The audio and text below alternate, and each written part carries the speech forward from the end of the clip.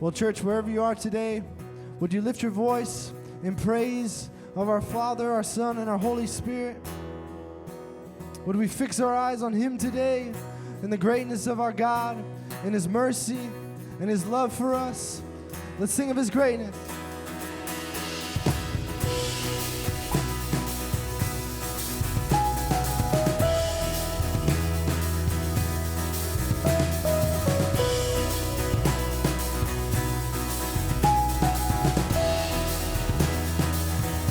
Oh Lord my God, when I in awesome wonder consider all the worlds thy hands have made, I see the stars and I hear the rolling thunder, thy power throughout the universe displayed. We sing it out.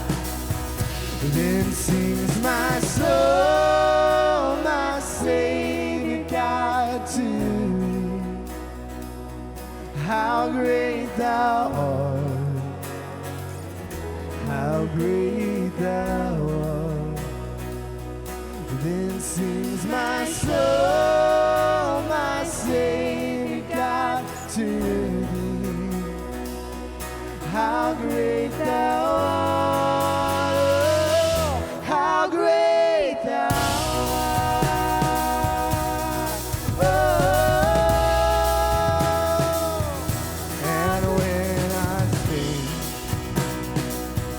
that God His Son not sparing sent Him to die, I scarce can take it in, that on the cross my burden gladly bearing, He bled and died to take away my sin. We sing it out.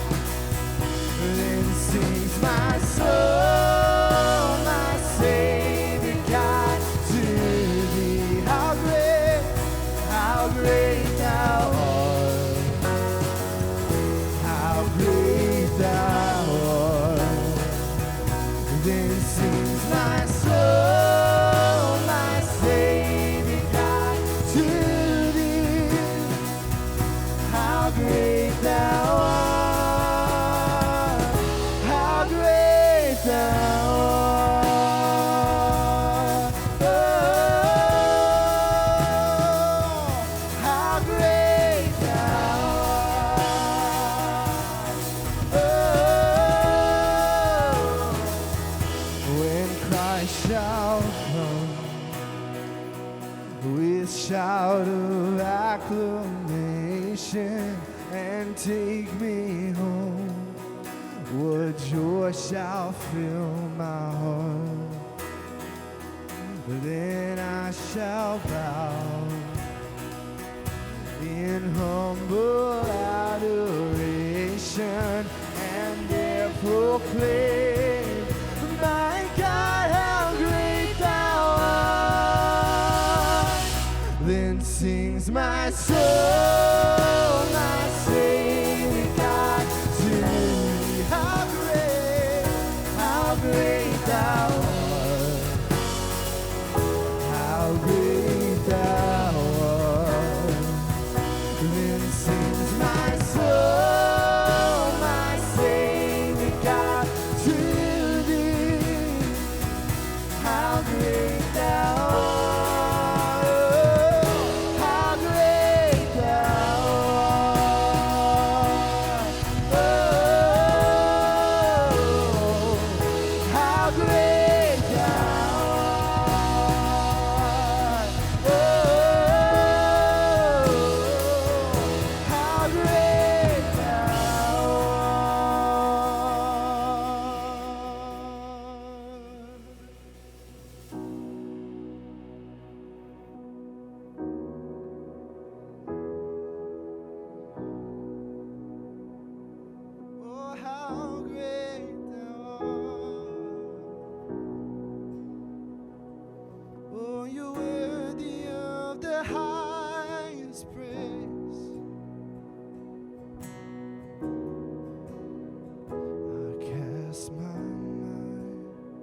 to Calvary, where Jesus bled and died for me.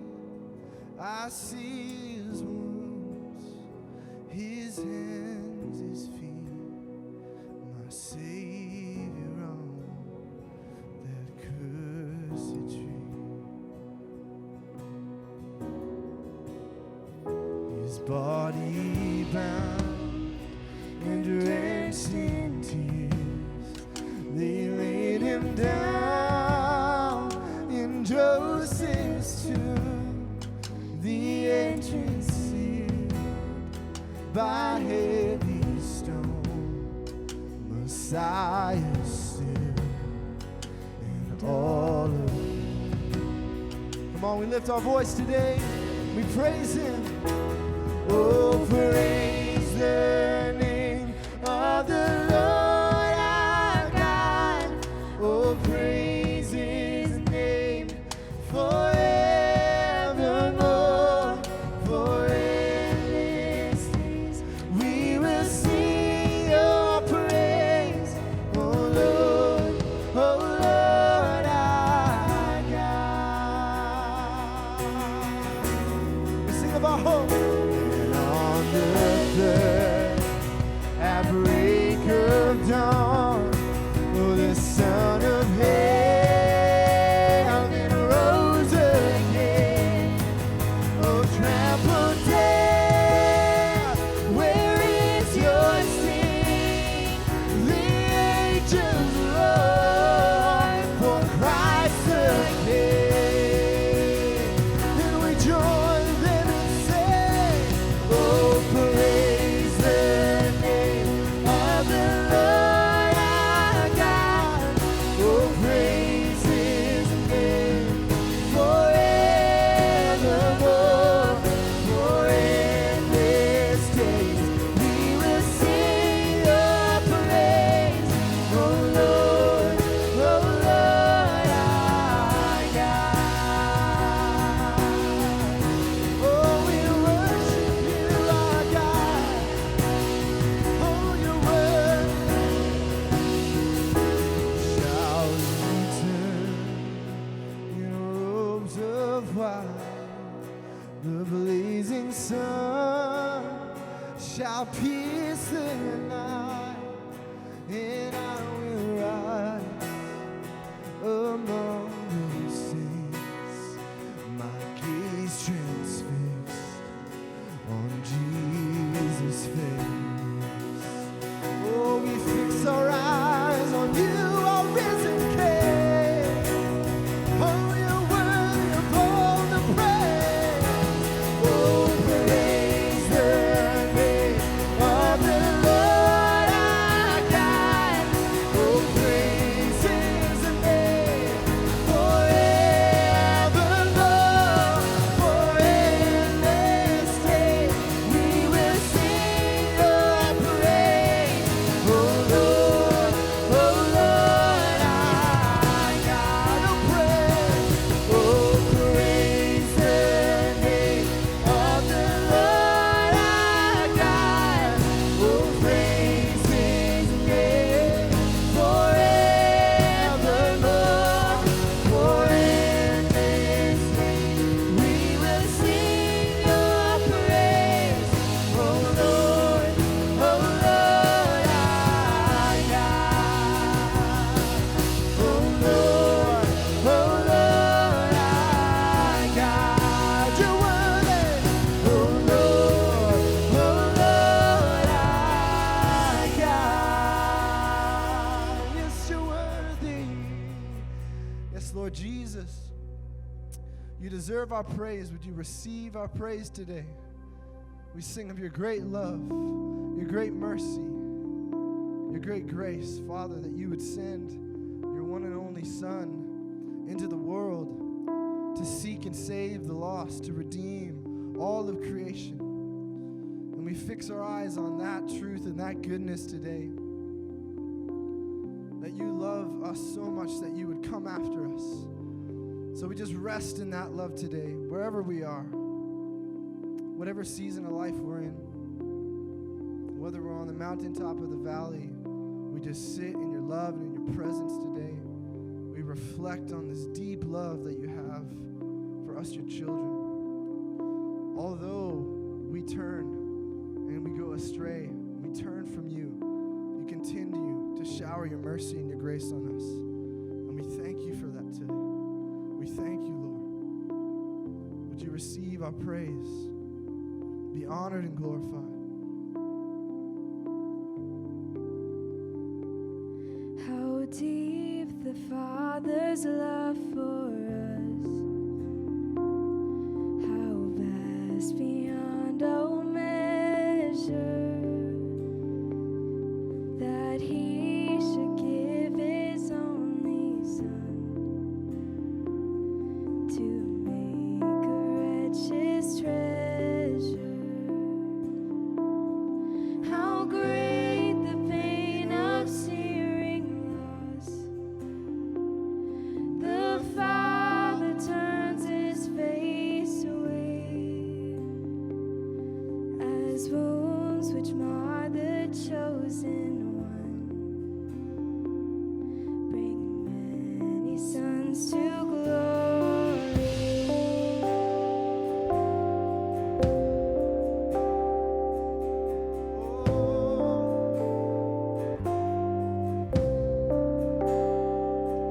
Behold the man upon the cross, my sin upon His shoulders.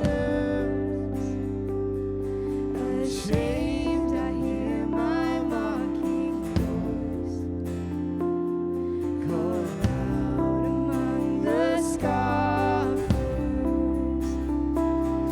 It was my sin that held Him until it was accomplished. His dying breath has brought me life. I know that it is finished.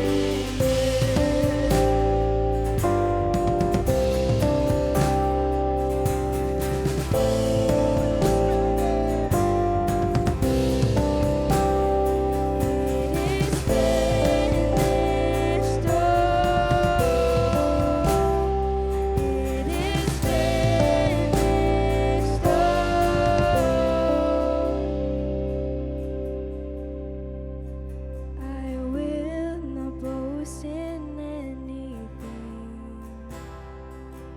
No gifts, no power, no wisdom. But I will boast in Jesus Christ, His death and resurrection. Yes, I will. Why should I gain from His reward? I cannot give an answer.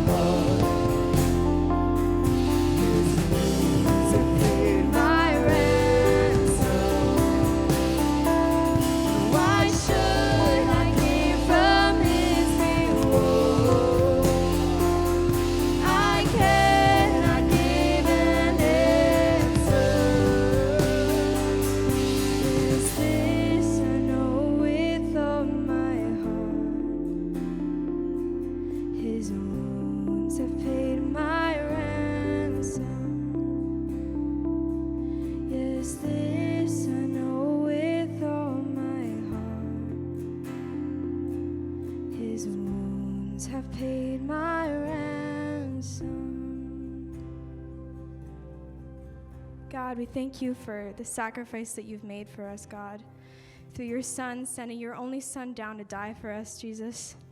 We thank you for your full love and your full forgiveness. God, we continue to praise you today. Amen.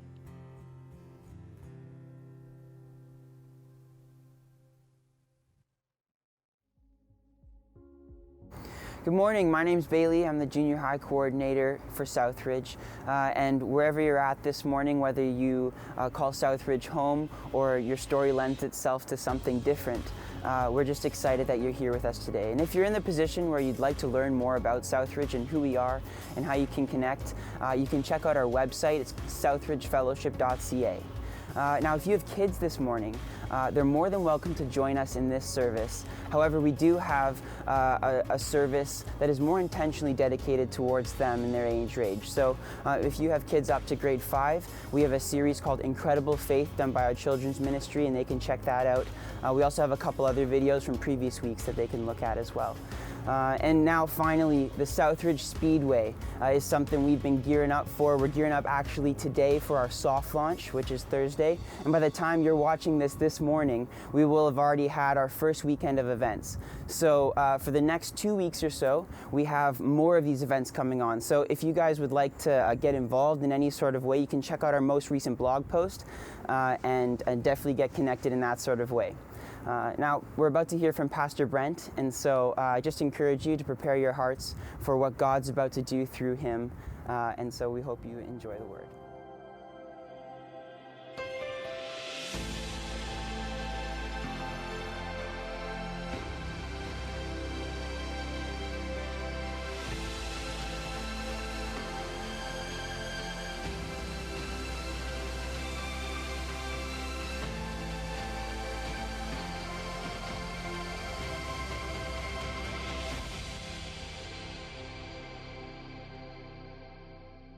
The need to be accepted is a very powerful force in our life.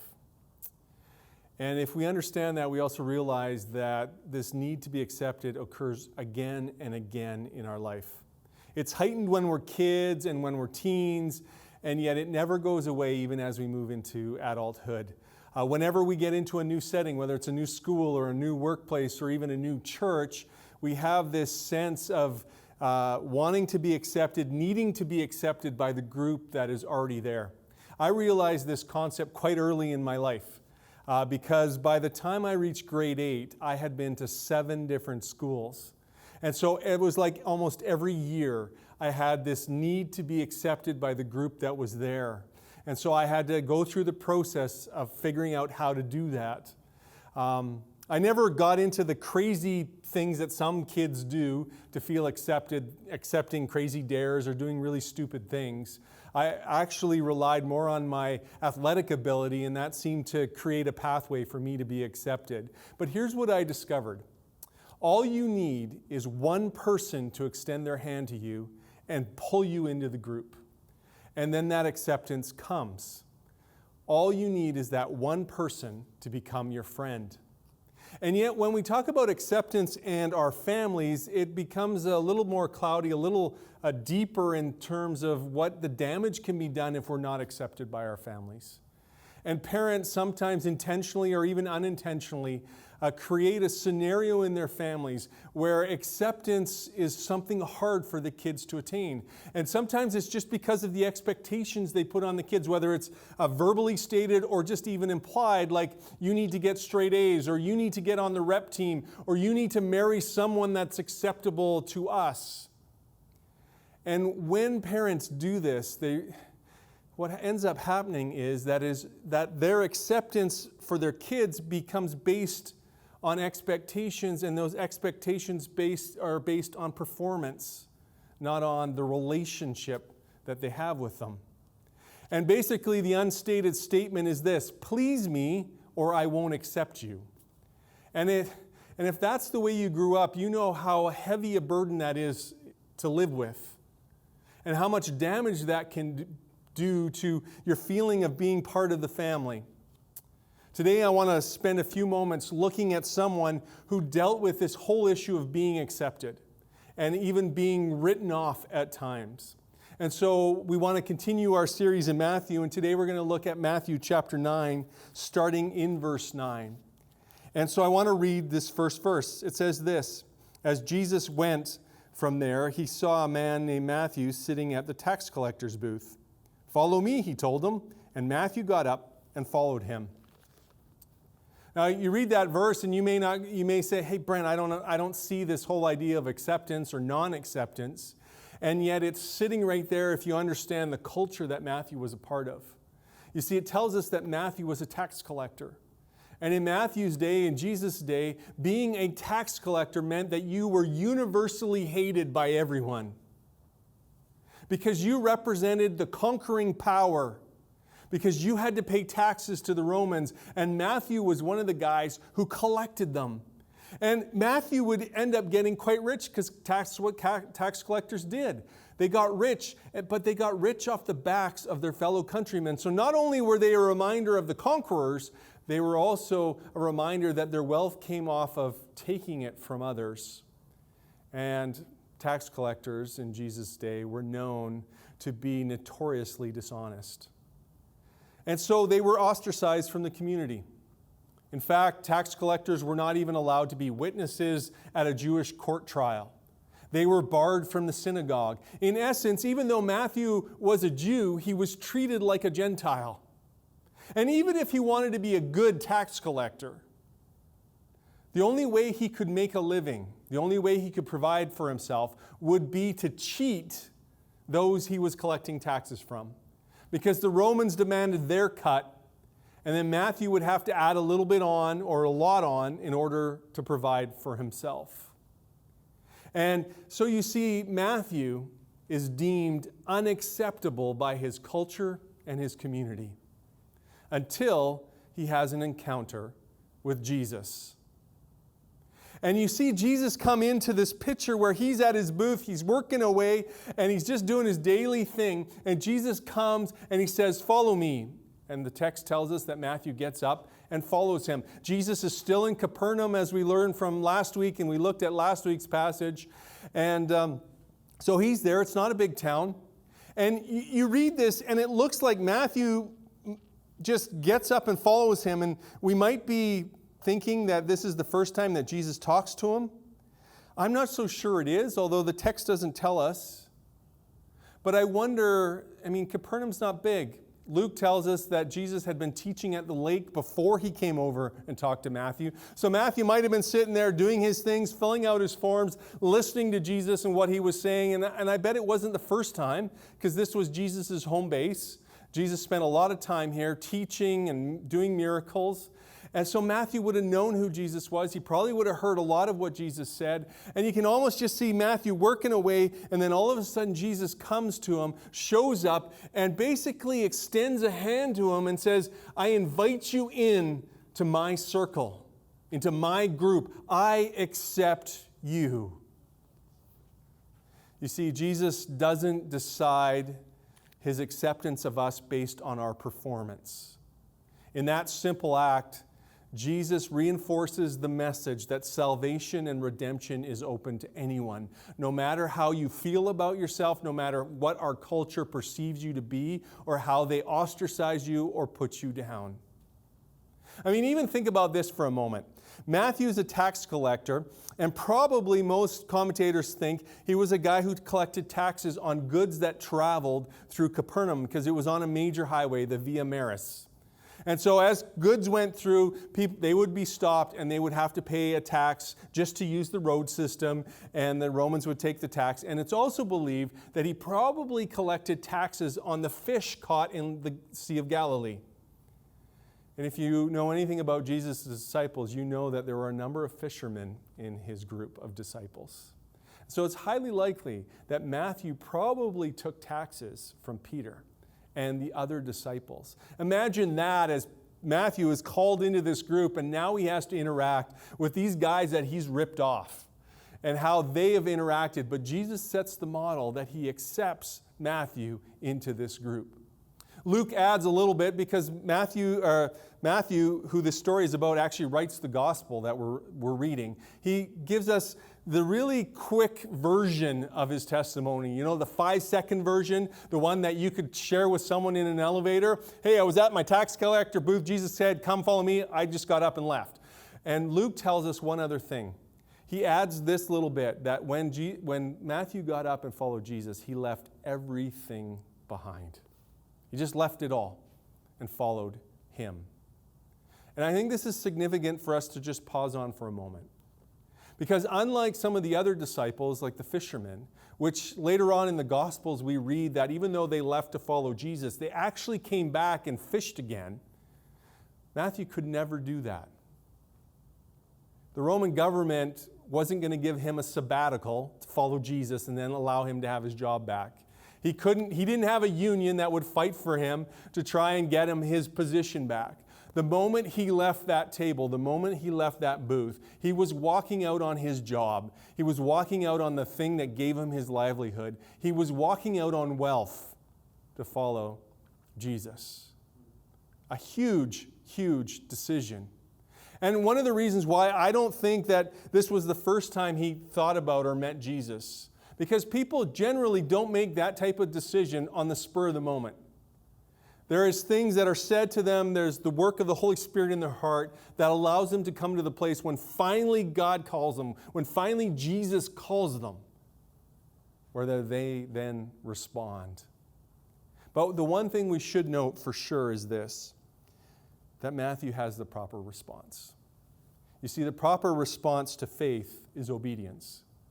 And Matthew gets up when he's ready to respond, and when he does, he just gets up and follows Jesus and leaves everything else behind. James tells us in his gospel or his epistle that true faith needs obedience. In fact, if we say we have faith and yet there's no obedience, there's no works, there's no things that prove that we're doing what Jesus called us to do, he challenges us and calls our faith dead.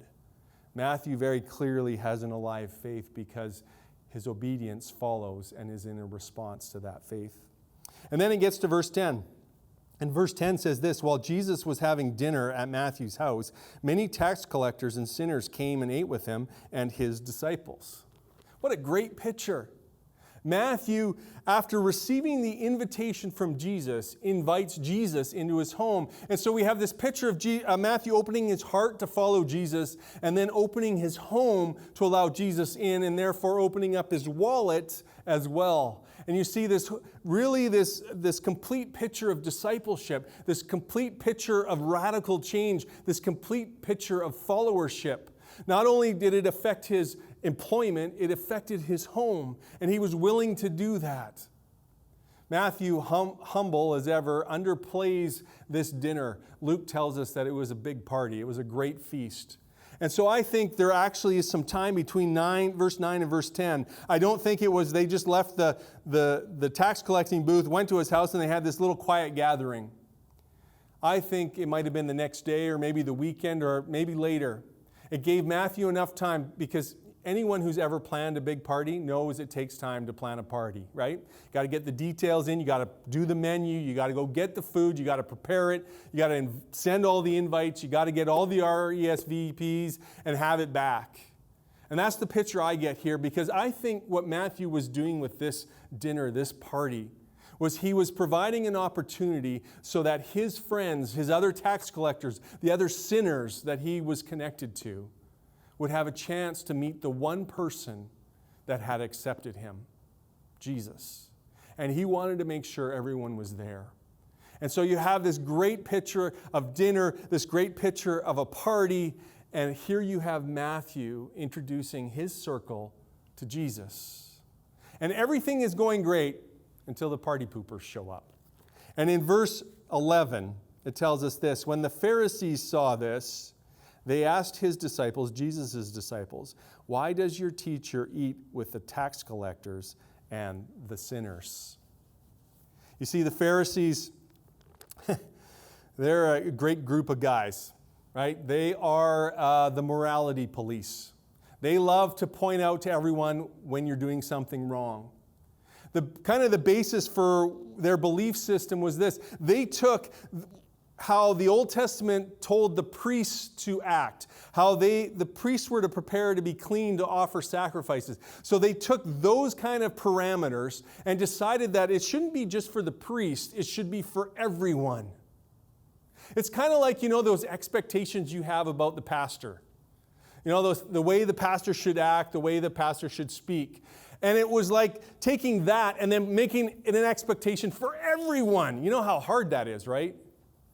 How hard that is to take someone who you put on a pedestal, then to assume and expect everyone else to act that same way. That's exactly what the Pharisees were doing in Jesus' day. They were the morality police. They had this high expectation that no one could meet, even themselves, and yet they called people out when people didn't meet it. You know, I think in many ways we have a similar mindset in our culture today. We call it the cancel culture. And if you're not familiar with that term, let me just define it for you. A cancel culture is a form of a boycott that happens when someone is thrust outside a social or professional circle because of an action or a statement or something they've done. And it's usually done on social media, but it can be done in real life. And in essence, they're canceled. They're pushed out. They're not acceptable anymore. I mean, Don Cherry, even in the last few weeks, Ellen DeGeneres has gone through some of this. It can happen to anyone where they get canceled by our culture. Here's the problem with the cancel culture. A cancel culture does not allow people to learn from their mistake or even apologize for it.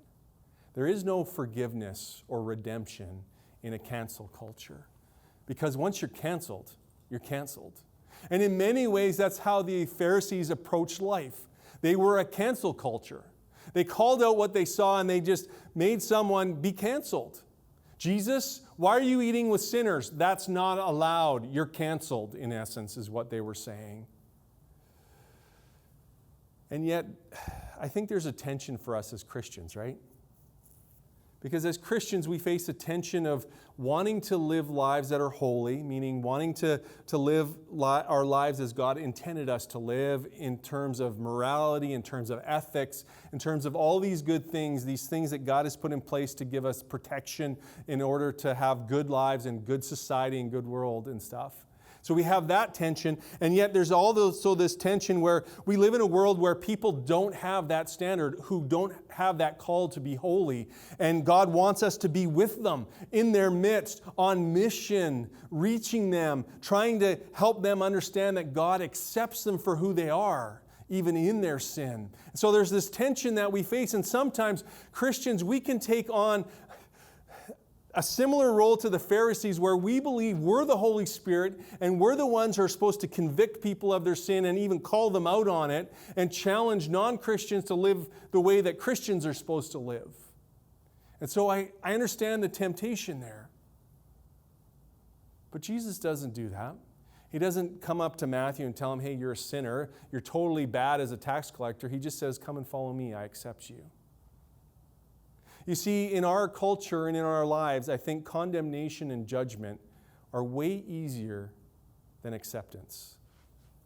I love this quote from John Ortberg in his book, Everyone's Normal Until You Get to Know Them. He says this: condemnation and judgment have become so deeply rooted in the human spirit that most of us can't imagine having to function without them.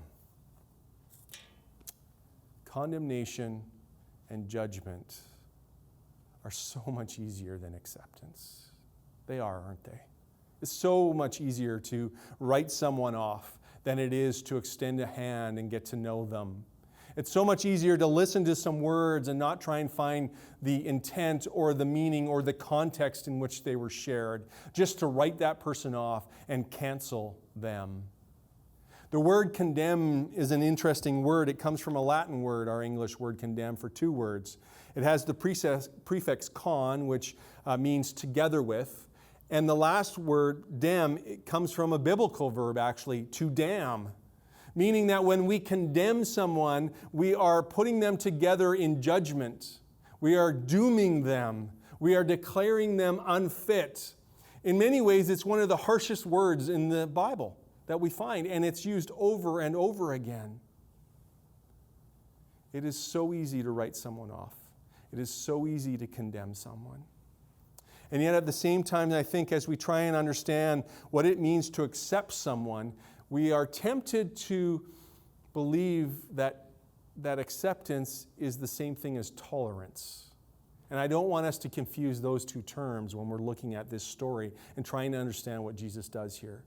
It's not about tolerance, because tolerance is this willingness to accept a behavior or a belief system and not agree with it, but it doesn't have, and that's where it stops. It means that if I tolerate you, I may not agree with your belief or your action, but I don't have to expend any energy in getting to know you. I can just semi-write you off. I may not call you on it, but I don't have to invest in you. Where acceptance is different. Acceptance is an act of the heart. Tolerance is an act of the mind.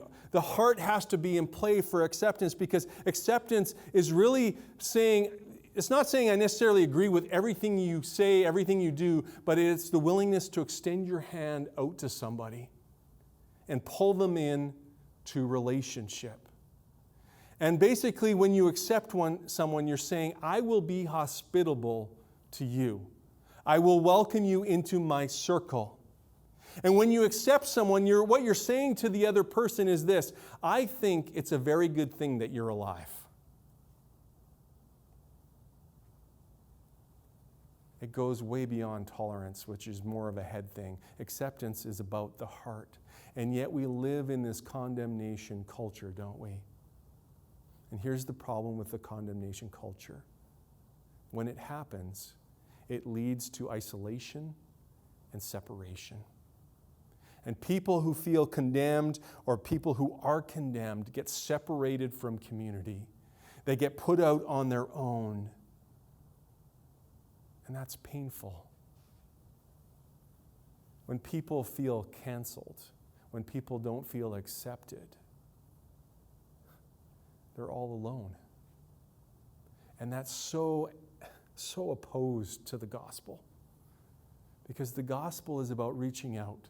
The gospel is about community.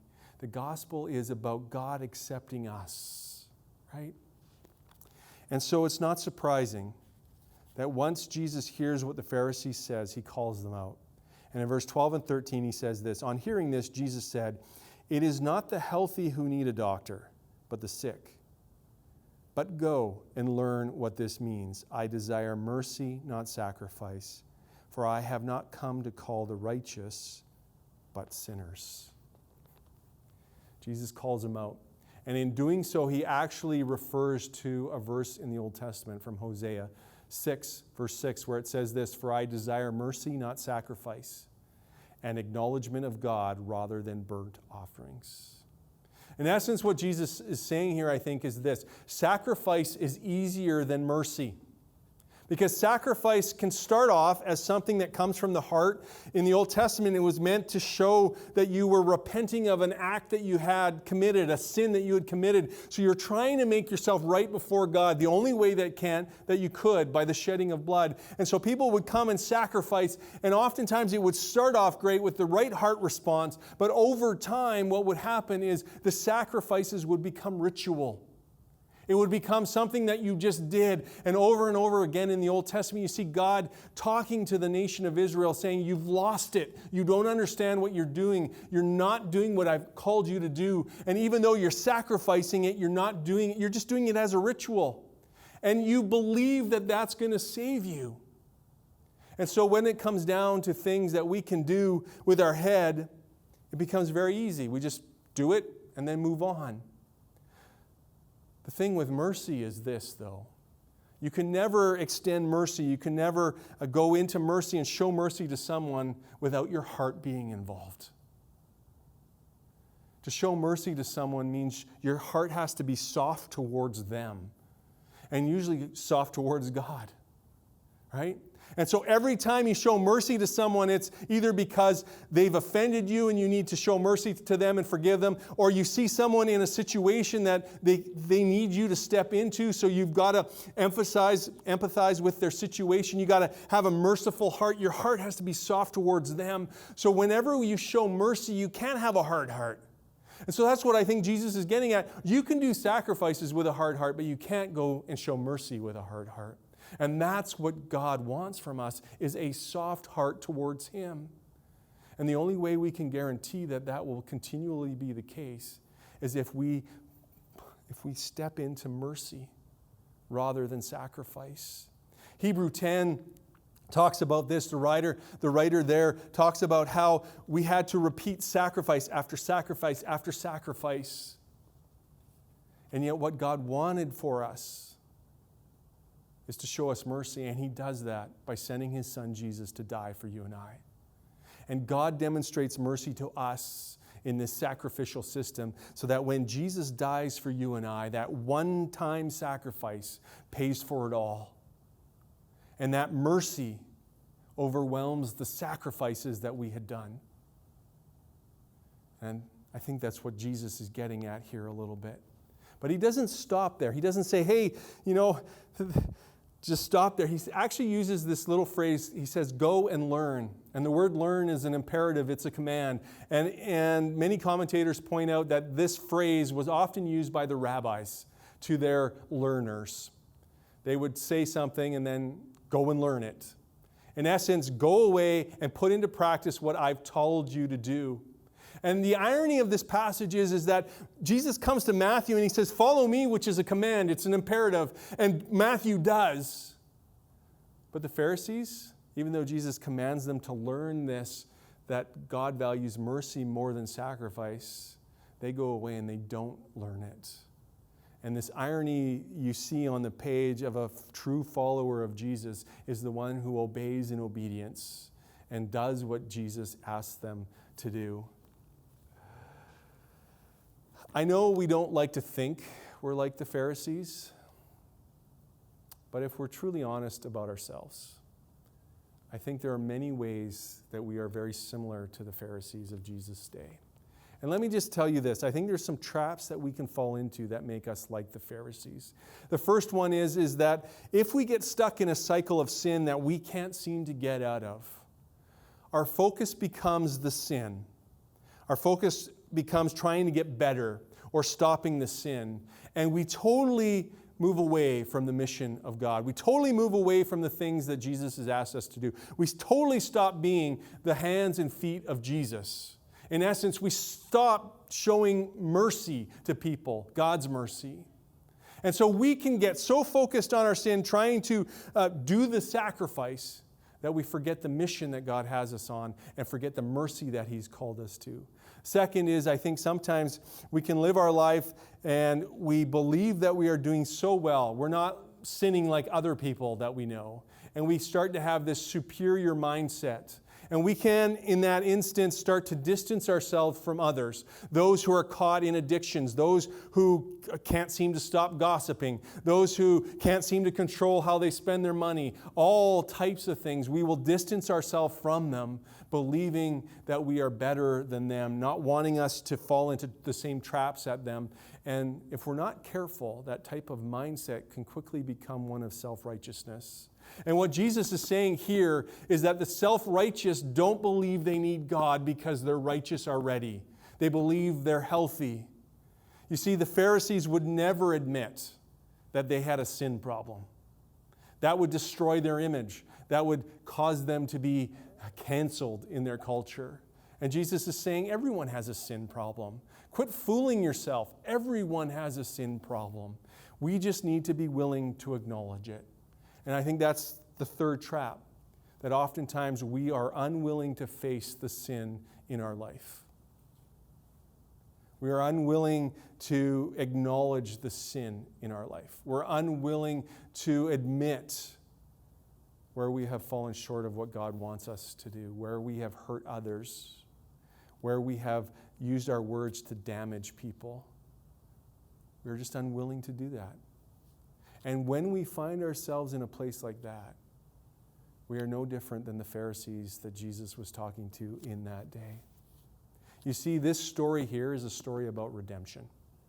It's a story about a man who was castigated outside of society, a man who was canceled, who wasn't accepted. And Jesus comes up to him and welcomes him in to the inner circle. He puts out his hand and pulls him in, shows him hospitality, and says, "Follow me, I accept you for who you are." I think we run into people often in our culture who are good people.